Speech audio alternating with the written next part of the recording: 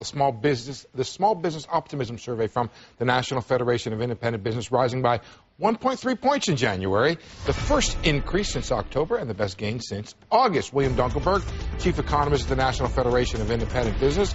Bill, at 89.3, the index still depressed. The long-run average is 98, but 7 of the 10 components posted gains in January, if I'm reading the right release, and it's now at its highest level since September '08. Is this getting better, Bill, or you think it's still really lousy? Well, it's getting better, but it's lousy. This makes 7 quarterly observations below a 90 reading. Back in the 80-82 recession period, we only had 1 quarter below the 90 reading. We're depressed. We're unhappy. The outlook isn't very good, and so we're not, willing to do anything. No capital spending, no hiring. It's weak.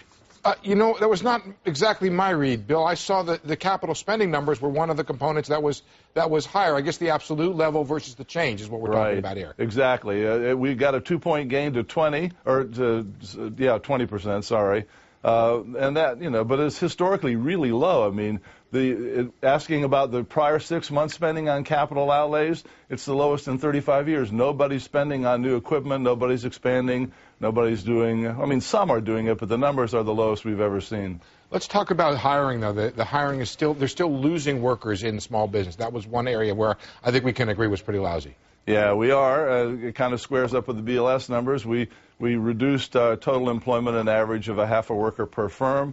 That wasn't good. The job openings numbers held up, however, and we did see an improvement to only a -1 number on the job creation plans.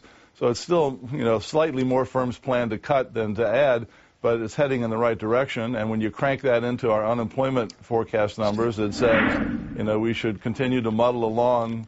Hey, Bill? Yeah.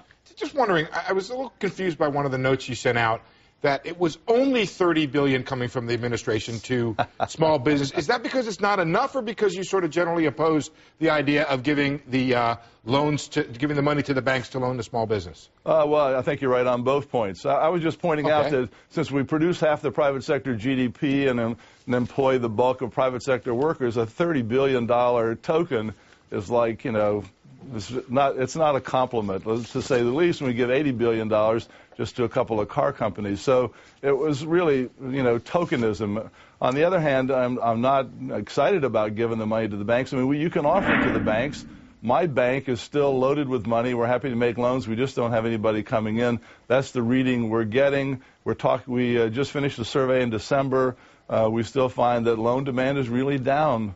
So we need something to bring consumers in, get sales up. Then we'll have a reason to hire, a reason to buy inventories, a reason to expand and buy new equipment. But right now we don't have a good reason.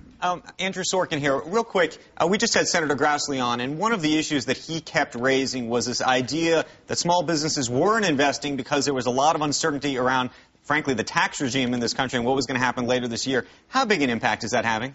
Well, I think psychology is really important here. And to that point, last night I took my 2,000-plus observations and pulled out the last 500 interviews in the month, which were clearly after the election in Massachusetts, and all of the index components were higher by a point or two. I think that's important. I think the psychology has been really critical here, because investing and hiring is all about the future, and we're not real optimistic about the kinds of things that are being done to shape our future.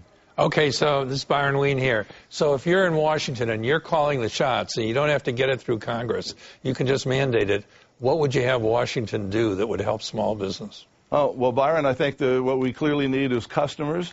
I think we need to give a stimulus to the consumer out there. We haven't done that. Really, none of the stimulus is really focused on the consumer, and that's the person that we need. So even this loan program, $30 billion might be lent out. It might help a few small businesses, but it really is a drop in the puddle. So get the consumer back on track with some tax cuts, some other breaks, and, of course, stop scaring them to death with all the other stuff that Congress is talking about, and they'll come back into the market and spend a little money. We'll hire and expand and buy inventories then. Bill, I just disagree with you on this report. We mostly are in agreement, but the key to me was we're back to the September '08 level on the index, and that's the point in time when the maximum fear started to come into this index, and to me, this is a more optimistic survey than you're giving it credit for. Well, I think it's certainly more optimistic in that we did recover back to the pre-Lehman, Bear Stearns, et cetera, disaster, But remember, we were already falling then. We signaled in January